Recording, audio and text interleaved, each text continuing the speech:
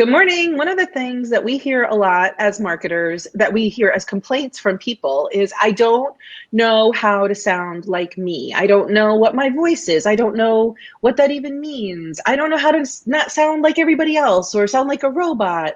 People don't want to be, the way that I say this is, you don't want to be vanilla. You want to be, maple bacon or pistachio. Claudia always laughs when I talk about that. So today it's Friday, so I have Claudia back. She's my favorite marketing expert, and we are talking about voice. Claudia, will you introduce yourself and tell us about your expertise before we get too far? Yes, thank you. My expertise is marketing, and what I do is I see why your marketing is not performing, and I come in with my laser eye and fix everything, and you're up and running with the things you do.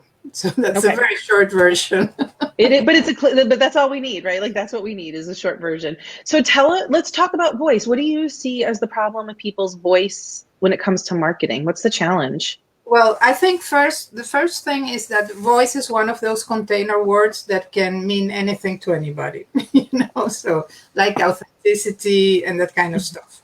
So that's the first misconception. Then the second thing is that when entrepreneurs do their branding, many of them limit to the graphical expressions of their branding, which is the logo, the colors, the style, the visual style.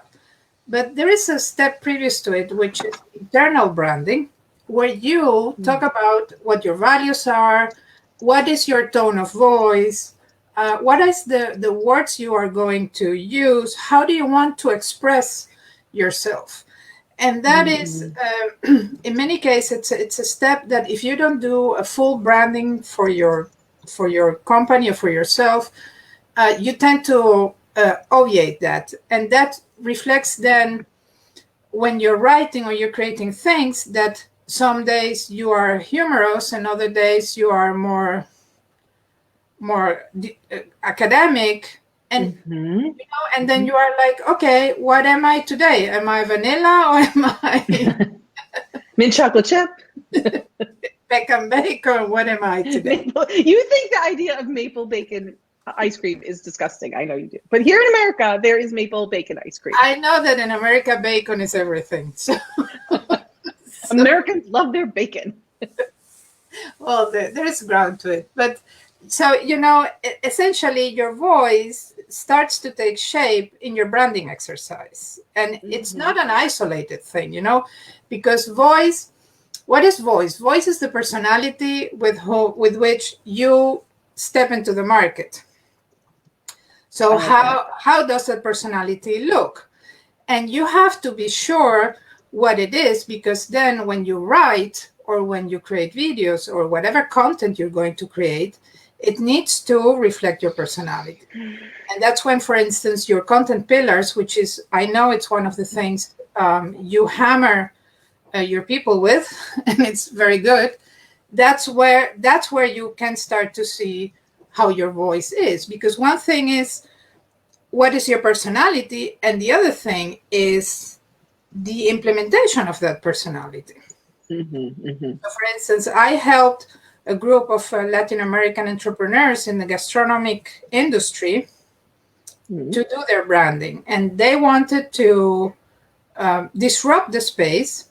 And what they wanted to do was they wanted to bring forward for all the entrepreneurs the kind of information that you hear only when you are in a business club or in the sea rooms.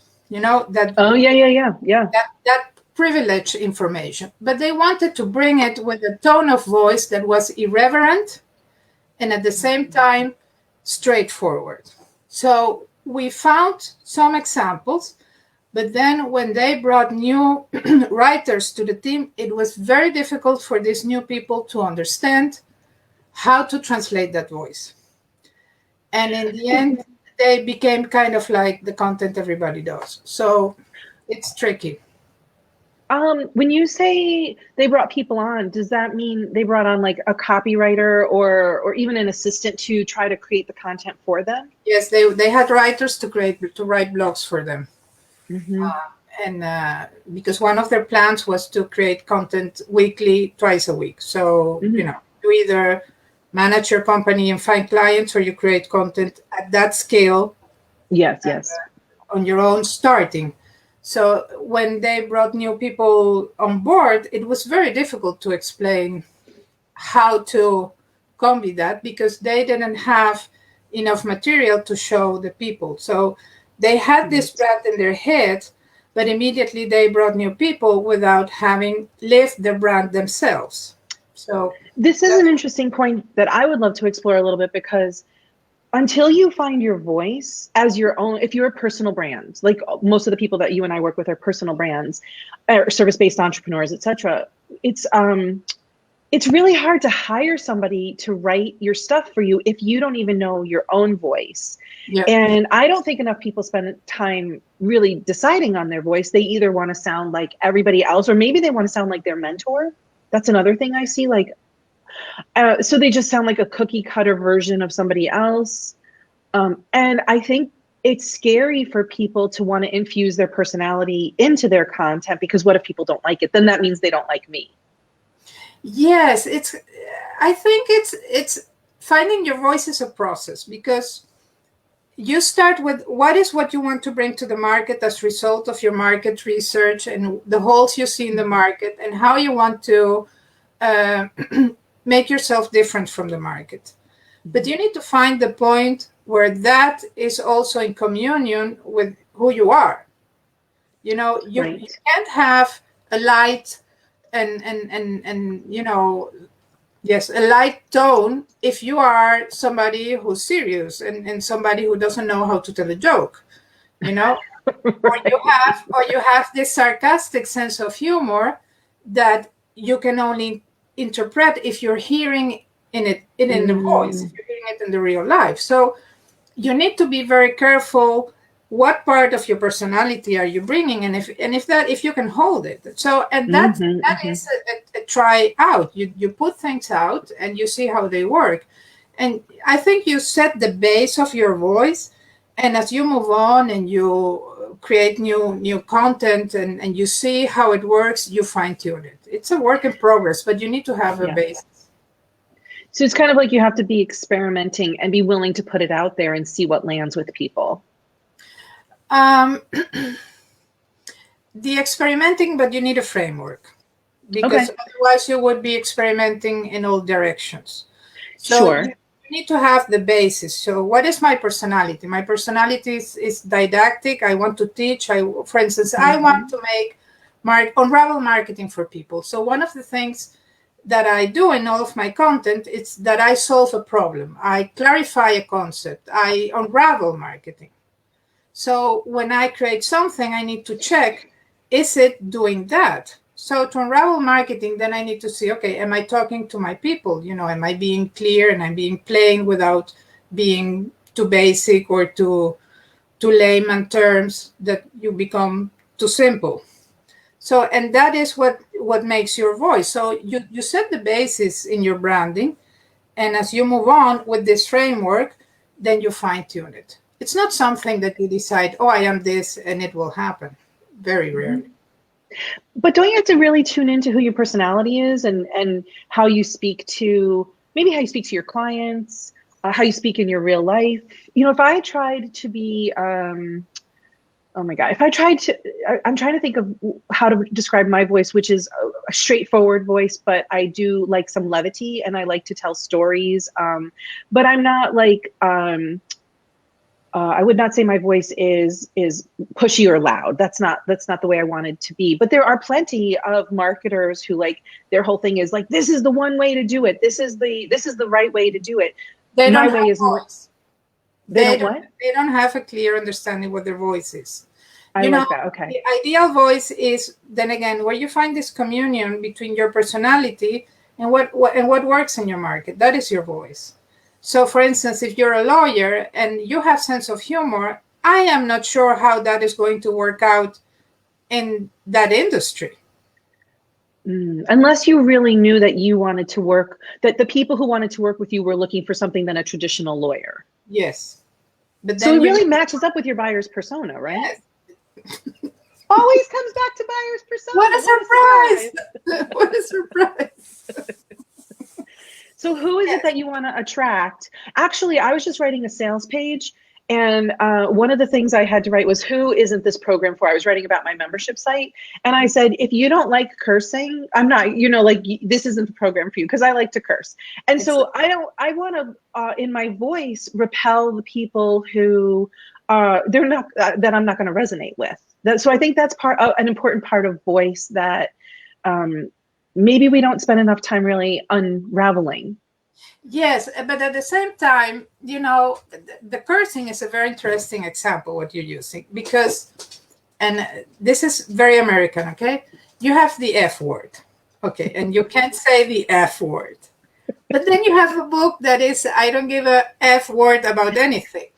And in one page, he has it like 7 times. So he really overdoes it, and then you're like, is this really necessary? We agreed I can do with some cursing, but don't overdo it. And you see, that's the point where you need to be clear what your personality is. You don't need 7 out of 10 words, 7 F words. I mean, there needs to be some balance. I want to talk about this because I'm somebody who likes to curse, as we all know, and I use the F word. But there was a woman I was following, and I even bought one of her programs, and she, again, it was like her cursing was so over the top, and it was like a constant wave of it that even for me, I was like, oh, I'm not your person. Like, and there's another person I follow who's kind of ranty. Their voice is very, they're like angry all the time about everything. And I just decided like that voice wasn't a voice like I really wanted to be in conversation with anymore. It was just either too negative or too ranty or too much for me. So what I like about that is they didn't have to change their voice to please me. I just decided like, oh, that's just not a voice I want to be around anymore. And so I really am glad we're having this conversation, because when you step into your voice, you are definitely going to repel some people because we want that. We want to get rid of some of the people in our audience who aren't our people.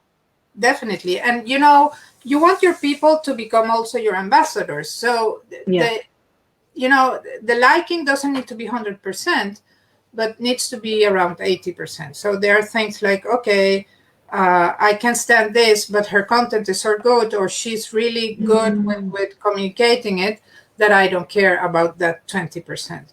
But yes, then again, there is the interpretation how disruptive you want to be, and how are you, then again, you're going to translate that sense of disruption. How is that you are going to disrupt? Are you going to disrupt by using maybe unnecessarily curse words? I use the occasional shit and crap, and but those are human in the proportion you and I use it. It's maybe not ladylike, but it's human. So like shit. But you were just saying, go ahead. When you overdo it, then you are out of your voice. Well, I realize as we're talking, the whole point of your voice is to differentiate yourself in the market. Everybody I talk to says my market is saturated. Everybody, from photographers to marketers, like everybody says my market is saturated. So how do we differentiate ourselves? And one of the ways that we do that is by stepping into our voice. But I think a lazy way that we get into differentiating ourselves is by saying, oh, I will offer a lot of how-to content. Because how-to content is a way to differentiate myself and show people that I know what I'm talking about. But the how-to content is actually harmful because it makes your audience feel like, oh, I can do this myself. It's harmful, and I've talked about that before. But this is interesting. If you can differentiate yourself with your voice and your personality, and you don't have to be somebody else, then making content and marketing will be so much easier for you. Definitely. You don't have to always do the heavy lifting with the how content. No, but then again, if you do how content, you need to bounce it with your content pillars, which is something your followers know very well. So I am most positive that if you bounce how content against any content pillars, it will fall through the cracks, because you say, okay, am I helping my people? Yes. Can they do it by themselves? Yes. What happens if they do it by themselves? They will get in trouble. Yes, So that's why they are in trouble. am I really helping them? No.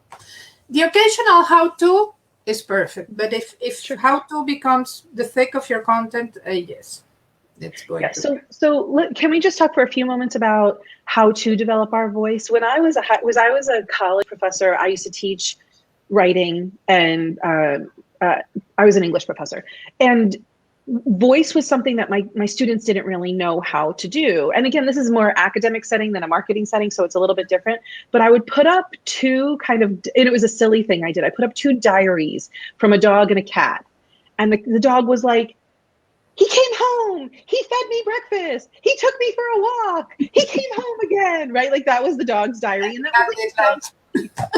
The cat was like, I had to be moved from my favorite chair. I was so annoyed. I had to wake him up in the middle of the night because I was hungry. It was just like a totally different voice. And this is a good question that Liz actually shares with us. We'll address that in a second, Liz. But the voice is a little bit of going inside of like who you are and really exploring who you want to be, who you don't want to be in your. And Liz's question is, but who cares about me? Who cares about my voice as the marketer? And I just would love for Claudia to. Liz thinks her audience is always thinking, I just want the results. But I know that before your audience can have results, they need to like you, trust you, get to know you a little bit, and believe you that they can have that result that you're promising them. So the voice is important, because if they don't like you and they're not resonating with your voice, they're not going to come along with you to get any kind of result. What do you think about that, Claudia? Not only that, but your voice helps you to be coherent and to be consistent. Mm-hmm. And two things you have to have in marketing is coherence and consistency, because marketing is a long-term game. So voice is essential, because that's, for instance, the feeling you have when you write a blog or you do a video and you are like, there is something causing friction, but I don't know what it is. It's your voice, most probably, that you are not being very convincing, or you don't come across as solid as you are. It's because your voice is not clear.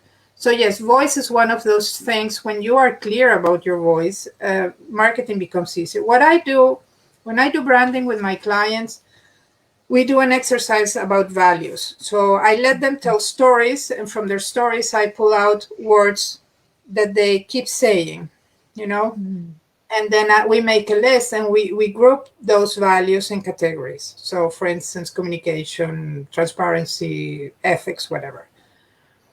We take then those values and put them together with their personality traits. For instance, they say, okay, I am outgoing, I am funny, I am thoughtful. And that it's already the characteristics of your personality. And the voice is how you bring that personality out. So for instance, if you are, funny and you are light, you most probably will use light colors. You will use a vocabulary that is lighter, and you might speak faster, and you have beat music, But if you are somebody who is more paused, who is more poised, etc., you will have very elegant elements of design. You will speak slowly. You will carefully choose your words.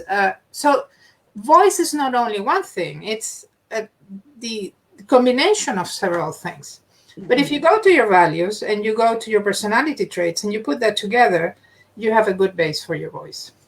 That's a great exercise for somebody to do today, or whenever they're watching this, is to think about, what are my values, what's important to me, and what's my personality, and then where's the nexus. And the third thing you do after you have those two lists is, how do I convey these in my work? So how do I, for instance, transparency, which is one of your values, how do you convey it? Well, I made a mistake the other day with an offer, and I guaranteed the transparency, and I said, and I extended the bonus, whatever, yada, yada. So that's how I guarantee my transparency. Or I write terms and conditions that are in layman terms so that everybody can understand them without needing a lawyer.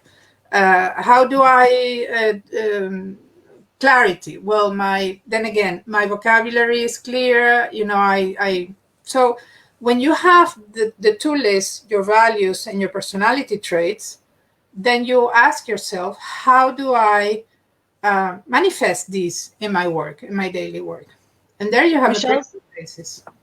Michelle says she just started a list of her values on a Post-it note. And so I'm curious, what are your values? You know, Claudia, it's easy for somebody to say them back to you, especially somebody who knows you fairly well. And Claudia knows me and my work. And so when she says transparency is one of my values, it's so wonderful to hear that said back to me. I also know that that's one of her values. She's also incredibly straightforward. You know, she can see a problem and she's not going to dance around the problem. She's going to share the problem with you. And I think that's just one of the things that makes her so wonderful to work with. So I'm curious, what are your values in terms of your business? I would like to give an example of a value that I have, which is to make it easy to work with me. And if I'm not the right person for you, I want to make sure you get the right person. So for example, on a sales call for somebody, I always start out by saying, this is how it's going to go today. This is the transparency. And if I'm not the right person after listening to you and I can't help you, I'm going to help you find somebody who can. And I truly mean that. And the other thing, another example of this is in my emails. I was just launching a workshop I'm doing today. And I know that my email list was getting a lot of emails from me. So I said I actually started it at the bottom. And then the next email, I moved it to the top. And it said, if you don't want to hear about this workshop anymore during this round, just click here and you can be opted out. We'll still be friends. Like, that's my voice. We'll still be friends. You're still going to be in my community, but you'll only see me on Sunday mornings when we can have coffee together. Like, that's like, and then I was like, you know what? I want to make this even easier for people. So I put it right at the top. So the first thing you see is like, you don't want to hear about this? Go ahead and click out. And that's how my personality of being, you know, straightforward and my values of being transparent kind of merged together to help me create that particular piece of content in my voice. Well, for instance, in my case, one of the things I believe is in the uniqueness of everybody. And I also believe that you should find a marketing style that suits you. Yes. So I also take that into my work. I have my programs, and inside my programs, I have some flexibility to customize it to what you really need. Mm-hmm. So because I also believe you shouldn't be paying for more than you're buying, which is, for instance, in those online cookie cutter things, you're paying yes. for a lot of things that you're not buying. So with me, you pay for what you're getting. You get much more of what you pay for, which is another value of mine, you know? So yes, then again, one of the things I have in my personality is I'm very straightforward, and I'm being also very Dutch sometimes, so I'm brutally direct sometimes. But the thing is, you know where you're standing with me, and you know, if you want to know the answer to something, you will get it from me. Mm-hmm. Not sugar-coated, sometimes you will, but you will, in the end, you will know what are your options. And usually I see it in my content, I bring forward things that not everybody's talking about. And then mm-hmm. I see very little reception. And I'm like, mm-hmm. okay, people is not ready for this. But I believe people should know about this, so I keep saying it. Mm-hmm. And eventually, you know, this is with our reach in our audience and the ripple that it has, it's the saying it over and over again that makes it more normalized. And then I find this is really interesting when I'm doing that, when I'm sharing something that's not very popular. I do feel like sometimes I'm the only one standing out, or like I'm opening the window and like yelling out the window for all the effectiveness it is. But then I start to see other people in the industry are talking about the same things. Exactly. And once you start to say it with your voice, and you start noticing that other people are saying it, like, you just kind of have to be okay with being that one lone ranger out there doing your weird thing until you start to like step into your voice and say it in a way that people can hear it from you. Yes, and you know, the other side of that coin is that if you stray away from your voice and your values and your personality, these things happen as well. Because I've been talking about marketing style and doing marketing in your style for about 5 of the 10 years my business exists, if not longer. And I did some small steps and I didn't see any reaction in the market, etc., etc. And I was like, okay, I will stop pushing it. Mm-hmm. And now everybody's talking about marketing style. And I am your woman. And then, of course, my inner critic begins to say, your woman, you strayed away from your values and your convictions and your voice, and you didn't push something you strongly believe in. So that's the other thing, you know, when you're not working with your in alignment with your values and your voice, it's because you stop doing the things you truly believe in. Oh, so true. And then you look around and you're like, okay, I'm doing this one size fits all thing that a guru taught me, or I'm doing this thing that really doesn't feel good to me. Like, I hate webinars. I don't want to do a webinar. I will do a training. I will let you walk away with some real stuff all day long, but like, I don't want to do a webinar. And I'm in a group of people who are like, but I followed along the exact steps and it didn't work for me, but maybe it's not supposed to work for you. Find something different. And when we can honor our own voices and our own values, we have to stay the course with it. If it doesn't feel good to us and we're doing it anyway, it's going to feel like shit. Yes, and why would it's not gonna work.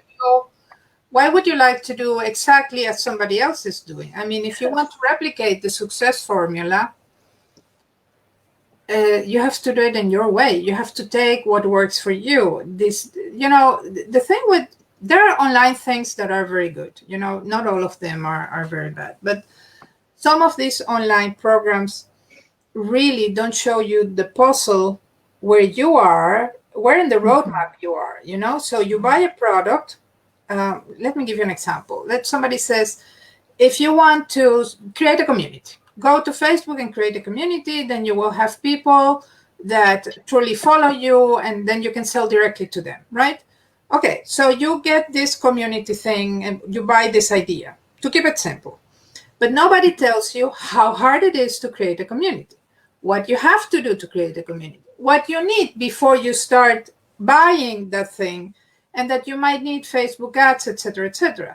So you buy this product and you are there unaware of everything around it. And that's the problem with many of those things, that they don't give you the context. You don't know what you have behind, and you don't know what you're looking ahead. And that's so true. It's like you need to be met where you are. And as a marketer and a content creator, you need to meet your audience where they are, and you need to understand that. Yeah. So one of the things, just to wrap up, I just want people to understand that finding your voice is important, because first of all, it makes content and marketing much easier for you to create, because you don't feel like you're putting on a suit that doesn't fit every time you want to create something. It also lets your audience know you. Like, to go back to Liz's question, like, why do people care about me? Because they have to like you. You're a personal brand. They have to trust you and like you. It's just a human fact. It's part of our way of interacting as humans. And if you haven't done that work yet, then that is where you might want to spend some time. What are your values? And if you don't know your values, my God, just get on the phone with your best friend, or get on the phone with a colleague, or get on the phone with an old client. If you don't know your values, do this. Find 3 stories where you felt well. Tell these stories to somebody, record them on an Evernote, whatever. Listen to those stories and listen to the words you're saying. Those are your values. Your values will come up. Yeah. And I think that a mistake, and I could talk about this all day, but I think a mistake that people make is, what does my audience want my values to be? And that's a mistake, because this is one place where we have to start with ourselves. Who are we? Because we can't keep putting on the suit that doesn't fit us. Well, you anymore. can't compromise on your values. No. If people want you to be, no, you can't compromise on your values. So that whole question, what my audience wants my values to be, it's the wrong question. I 100% agree. Yeah. I want to tell you that the work that Claudia does, it actually pulls this all out of your head. And like she said, and like I will say a million times, she's very incisive and laser focused. So if you're struggling with this, she actually, and I have been through it with her. That's why I'm talking about this. Like, the work that she does, like, pulls it out of your head and helps you find your voice, the questions that she asks, the clarity that she creates. And she and I also actually have a program that we're just getting started, where you work half time with her and half time with me. And you're going to wind up with a whole marketing system and the content to accompany it. We haven't really announced it yet, but we're just starting to talk about it. We finally have our sales page done, so it's coming soon. But I want you to understand that, like, if you've bought programs before and they haven't worked for you, it's not your fault. Maybe the program didn't meet you where you are. Maybe you need to just have some conversations about where exactly you are and what exactly you want your marketing to look like and what you want your business to look like. So I'm going to put Claudia's information in the comments, but join us again on Friday because we love talking about marketing. What marketing questions do you have? What do you struggle with? We want to unpack it for you because we both very strongly believe in transparency and talking you through the struggles and meeting you where you are. And may I add, very rarely you will find two people, two disciplines that work so well as marketing and content in one place. So take your chance and shoot us with your questions. Yes, we want to hear your questions. Please share them. We'll be happy to answer your questions. And we would love to hear if you're listening to this on the replay or you go and you figure out your voice and your values and you want to come back, go ahead and put them in the comments and tag us because we'd really love to know, do you know your values and how does your voice match up with that? Exactly. So, thanks, Claudia. Bye. Bye.